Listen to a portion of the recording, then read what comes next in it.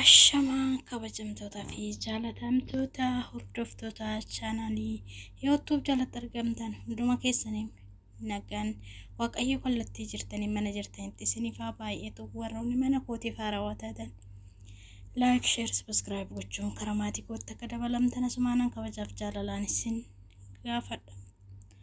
Akkasumas waa'ee obboleessa keenyaa kabajamaa fi jaalatamaa nama abbaa hiyyeessaa nama kan mujjiniin kufee ka'u Abdii Gitaachoo warroonni wallaaltanillee hin jirtanatti fakkaanne baay'ee waa'ee isaa waan baay'ee namatti dhagamu, waan baay'ee miira namaa tuqu, waan baay'ee dhaloota boruutillee abdii kutachiisuudha.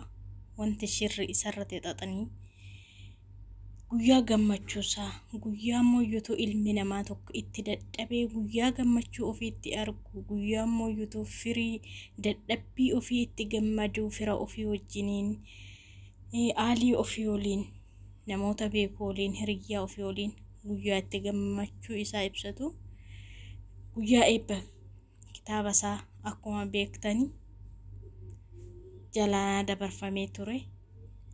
Garuu mooyyutu waan fe'ellee abbaan barbaade waan fe'aa deeggaru nama dhuunfatirratti shira akkanaa xaxuun hojii akkanaa hojjechuun dhugaa waan baay'ee keessa namaatillee nama tuqu, waan baay'ee miira namaatillee nama tuqu.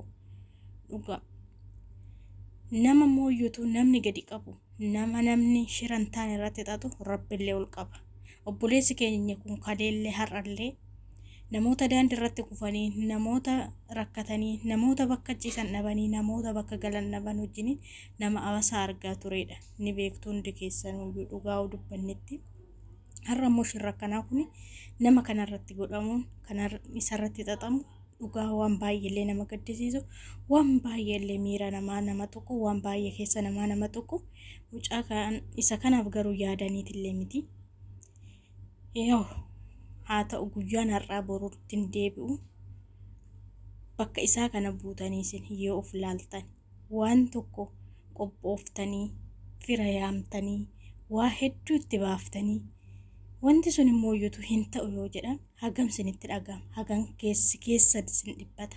Inneen kun immoo iyyuu dadhabbii hoggaa dheeraa itti dadhabee itti laffa'ee waa hedduu baaseeti keessa jiruu amma keessa jiraatu. Biyyi keenya ni beektu. Kana hunda keessatti baasii wacii waa hedduudha kan ba'u. Malee akkanaanii miti.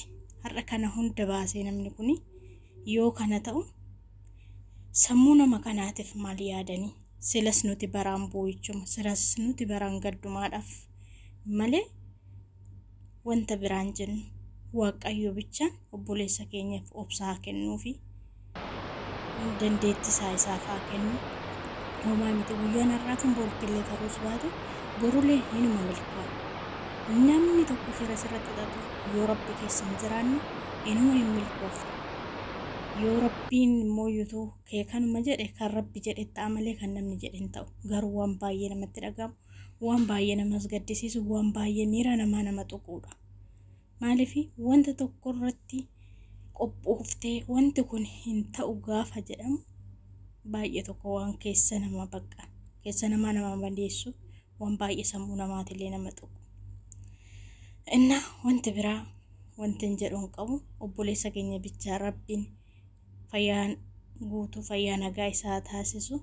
Borus immoo yoo hin tarase hin turase hin daddafas malee inuma ta'a guyyaa rabbisaaf eeyyame tokko. Maaliif namni kun dhugaa eebbumti namaatu waa hedduudha wanti inni nama hojii rakkatee nama hojii ta'aa jiru sussunuyyuu rabbii isaaf dhagee waan tokkoraan isa ga'a.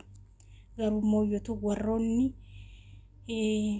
shira garagaraa xaxanii waan fe'anillee deeggaranii nama dhuunfatirratti wanta akkanaa yaalii akkanaa godhuun wanta akkanaa godhuun keessattuu yeroo kana keessatti namni kun waa meeqa baaseeti dadhabbii yeroo meeqa dadhabeeti kan bakka kanas ga'u isarraa tareeyyuu mooyyuu ta'u waa meeqa baasee mallaqa meeqa baasiti akkanatti miti qaldii kanatti miti akka amma nu teenyee haasofnu kanatti miti bu'aa bayii hedduu keessa tareeti namni kun kan guyyaa kana ga'u ni beeyna hundi keenyayyuu wanta tokko hojjechuuf hagamma kana nama dadhabsiisu wanti tokko mooyyuutu dadhabbii malee akka hin milkoofne hundi keenya ni beekna garuu akka nama tokkotiitu waan baay'ee namatti dhagahamu waan baay'ee miira namaatillee nama cabsu waan baay'ee keessa namaatillee nama cabsu garuu kana hojjechuun isaanii baay'ee tokko waan nama gaddisiisu haa ta'uyyuu malee nama rabbi ol qabe eenyumtuu gadi hin qabu